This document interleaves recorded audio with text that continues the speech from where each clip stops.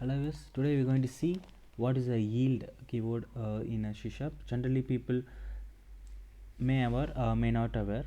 So there is a good advantage if you use the yield keyword. So we're going to see today. So here I have a small functionality. What I'm going to do here is I have simple number list. So where I am adding few numbers 1 to 5. Okay, so that's fine. So this method I am calling, so my value will get added. Then I am looping and displaying the number which is greater than the value which is I given as a input. So that's the method I return here.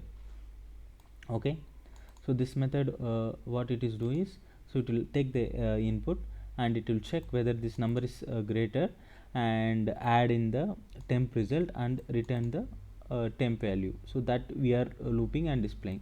So as we know, this is a commonly we used to use if we not aware the yield keywords. So we don't have any other options. Generally people most people used to use by if you want to filter another collection, so we generally we use such a way. But here yield will give you some different concepts. So before that, let's understand how the flow of normal what we do with a filter works. Let's keep the breakpoint here. Okay, so this is my method. Okay, this method will give me the greater value filtered result. So let's directly run this program. Okay, once my for each hit, so it will start hitting here. So I gave an input to, so here what it will do, it will just do for each and it will add you, because this number is fine 4, so which is greater than 2, so it's adding 3, 4 and 5 value to my temp result, and this temp value is returning. So then now my iteration starts, then it start printing 3, 4, 5. So this is fine. So this is a commonly we use. Yes, it will work. But here if you see very deep, so here what we are doing is we are using the another collection which is called a temp, and we are trying to do some operation and assigning that value to the temp operation. So it's kind of a process which is really complicated when it goes a bigger collection of data. So here I want to just get my value which is greater than 2, so which means that only 3, 4, 5 value should be written. So you unnecessarily it should not be do some operation just by adding the temp collection, and we just do here operation and checking. It's like again more cost, and it's involves more operations.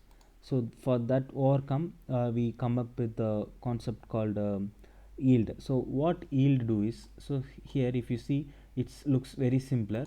So I just removed my temp collection and I am just directly returning the yield keyword. So what yield keyword do is, so yield keyword generally it won't return something, or with the help of yield we no need to store any value or any kind of expression or something, any logic, complicated logic which no need to store in a list or any kind of array. So directly with the help of yield you can return the value directly to your caller method. So let's go and do operation. Okay, just this is the for each which which I going to do with my yield. Okay, so as we know, okay, let's we run both now. So let's keep the breakpoint here. Okay, okay, let's run this program again. So now it's hits my first for each, which by storing the value in the temp, and okay, so let's execute. So it's checking all the expression and filtered value it's storing in temp. Okay, so now what is doing, just doing the loop. and printing the data. So this is fine, which we checked earlier. See here, so now this for each is executed. So here generally what temp value did is, so it's go and do filter and applied a temp, then it started iterate and print the result. But here it's something looks different.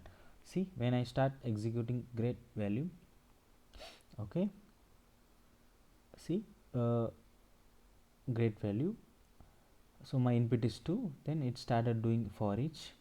Okay, see here it's not returning any value, and it skipped because my operation, my expression condition is failed. So again it's checking the condition and it's false, so it's not doing any return. So now third stage is, yes, the value condition is true, then the value directly return to the caller. So value directly return to the caller. Here what it is do is, it's added complete data to temp and again it's looping, but here it's printing my value 3. See again it's come to this stage. See, it's went to the caller, okay, and it's remember my current state, and my next value is 4. Okay, so now yes, so 4 is matched with my condition, so it's printing again. After again the next loop, it start remembering my current state and returning my value directly. Okay, hopes you understand what's the main advantage of yield. So yield will helps you to reduce the operations and intermediate logics or